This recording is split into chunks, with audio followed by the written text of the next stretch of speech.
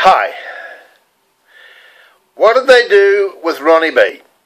Well, they shifted me down to Carterton in the Wairarapa. I was sent down there to stay with my Uncle Claude and Auntie Vi. And they had 3 children, Trevor, Joan and Keith.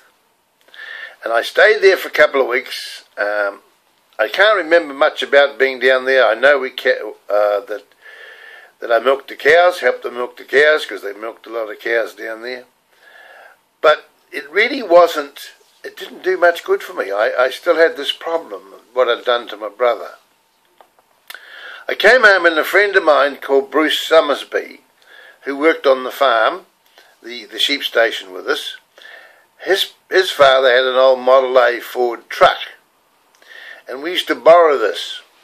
One day we'd have our Ford V8, and the next night we might have the Model A truck. Anyway, we're going to a dance one night, and we come down the road, which went onto the main road. It was a side road. We lived on a side road. It went onto the main road. And this truck, this Model A truck, didn't have very good brakes. It always, I don't know why they never fixed the brakes properly, but the brakes were never any good on the thing. And we come onto this highway, and there's a big truck. I think it was either a sheep truck or a logging truck or something, coming along, and it hit us midships in this old model Ford truck we were in. And it took us right across the road and put us up on the railway line, because the railway line ran up parallel with the road. What a mess! The truck was cut in half, our old Ford Model A truck. Yeah, and I thought, well, what's happening here? What's happening to my life? And I've since learned about the law of karma, the cause of an effect. With every cause, there is an effect. Whatever you give out, that's what you're going to give back. You see, God took away my brother, Trevor. He took him away from me. Why did he take him away? Because I killed that little calf, that little baby calf. I killed its mother.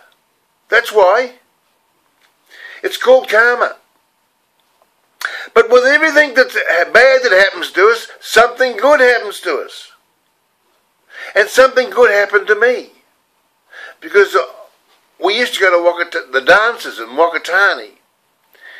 And I went to this dance one night, and all us boys used to stand at the top round the doorway, and all the girls would sit around the hall, waiting for a man to come and have a dance with them, you see, and we'd eye up all these girls. And I spotted this little beautiful looking little brown-haired girl. She had a lovely, nice white frock on, and with lovely big eyes, and I spotted her, and I went over and I asked her for a dance. And her name was Kathy.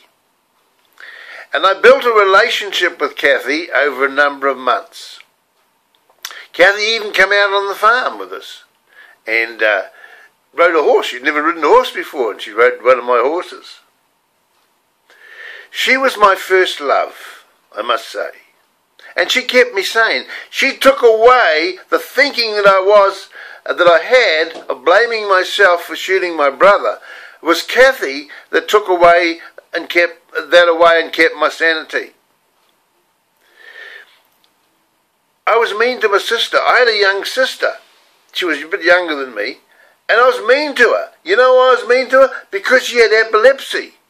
And Mum used to make us take her to the dances. And I didn't want to take her to the dances because she used to, in case she fell over or something and started kicking or whatever. And I was mean to my sister. But Kathy was kind to my sister. She loved my sister Heather. She thought she was great, even though she had a disability. And that was the quality I saw in Kathy. Kathy's mother died of cancer. I went to the funeral.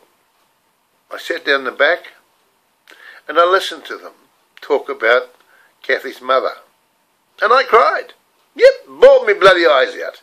16 years of age or 17 or something. But it was very moving. And so, if Kathy's listening to this, I want to thank her for what she did to me. back in 1957 or whatever it was, when I shot my brother. We moved to Hamilton. One day Kathy and I got on the bus and we both went to Hamilton to work. Kathy went as a nurse, got a job as a nurse, and I got a job with a Loader Mercantile Agency. So right now, I'm going to have a break. I'm going to tell you what happened when we went to Hamilton. What happened to my life after I got to Hamilton in New Zealand. Okay? So, keep your paddler up and keep listening. Thank you.